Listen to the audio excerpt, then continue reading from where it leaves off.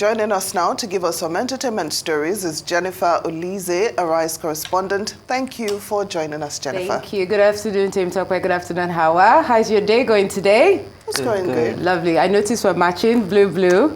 Yeah. Next time. time. Has a touch of blue. Yeah. Nice. Yeah. Perfect coordination. Yeah. Definitely a blue day. So let's start with some entertainment news. Now, U.S. President Joe Biden has continued to lose support from his colleagues, celebrities, and big donors. Despite this, Biden has insisted that he's staying in the race. George Clooney, one of Biden's biggest Hollywood supporters, has asked the president to voluntarily step aside. This comes weeks after the Ocean 11 star headlined a major fundraiser of $28 million for Biden's re-election campaign.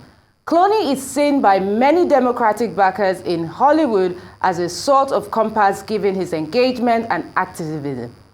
His standing with Biden until now helped rally wider donor and celebrity support, even among some who had never been big Biden fans.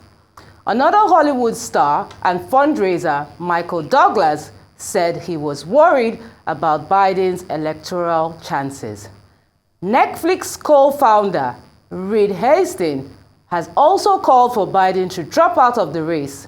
Hastings says Biden needs to step aside to allow a vigorous Democrat leader to beat Trump and keep them safe and prosperous.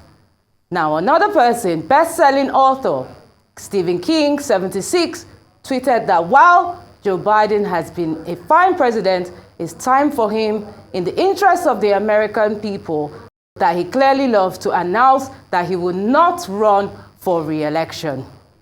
Rob Reiner, director of the movie When Harry Met Sally, shared a similar view.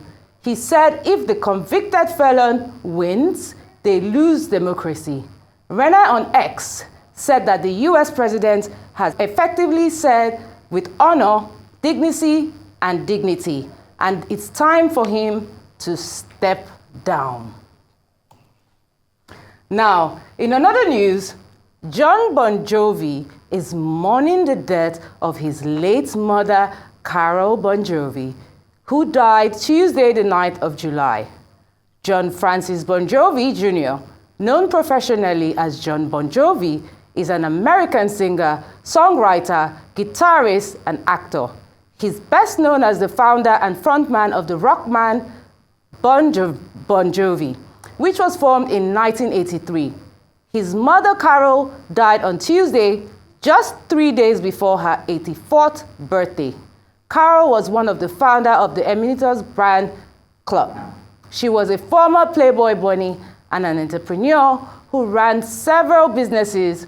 Now, just a day after his mother's death, John Bovi shared a snippet from the band's Story of Love music video, which features intimate home videos. Now, just recently, the rock icon was rejoicing over his son's Jake, tying the knot with English actress Millie Bobby Brown, the star of Stranger Things. The rock icon said, "Millie is wonderful," adding that his son is very, very happy with her. Mothers love sons, they've been writing our story before there was one from the... Sad news there. Okay, so let's move to Nigeria. Here in Nigeria, the European Union and the United Nations Development Program in Nigeria hosted a private screening for the film Deafening Silence to advocate for gender equality and women's empowerment. Featuring stellar cast including Kate Henshaw, Bimbo Akintola, and Chidi Mokeme, the film dived into issues of sexual harassment, child abuse, and the importance of raising boys to respect women. As part of the EU and UN Spotlight initiative, it aligns with Nigeria's gender priorities and aims to raise awareness, breaking the silence surrounding sexual and gender-based violence, and empower victims to seek legal support. There are a lot of films out there about gender-based violence, but I tell people something. I say we can never stop until it stops, and it hasn't stopped. And what's the difference with this? We do it with heart. We're still telling a story that exists. We're still talking about situations that haven't, stopped. We're still talking about lives being lost to gender-based violence. As long as we lose lives, we will always have movies, films will constantly come out to remind us that this still exists, and it must stop.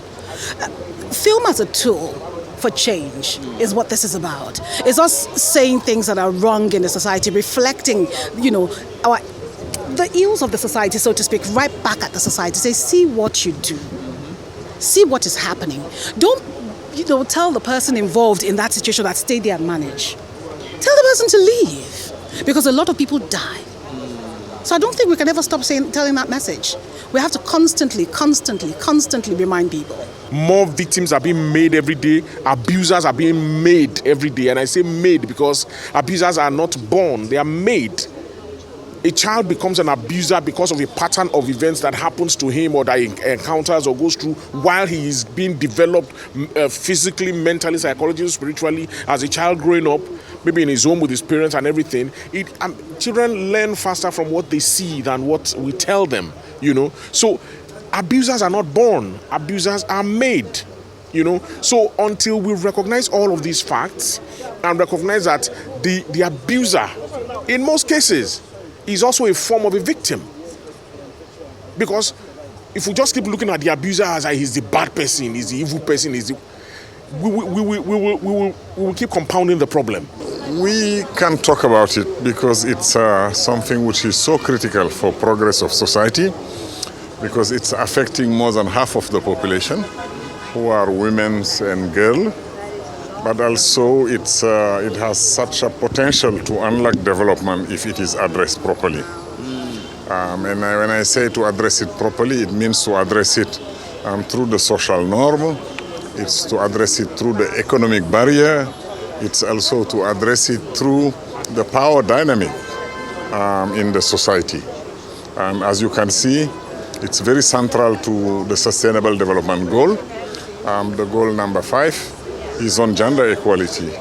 And I think this film is a way of provoking a reflection that comes and goes around the whole society for addressing the issue of gender inequalities. Well, thank you for watching our entertainment segment. That's all we have for you today. Oh, Jennifer, thank you so much for joining us on Newsday. Thank you so much.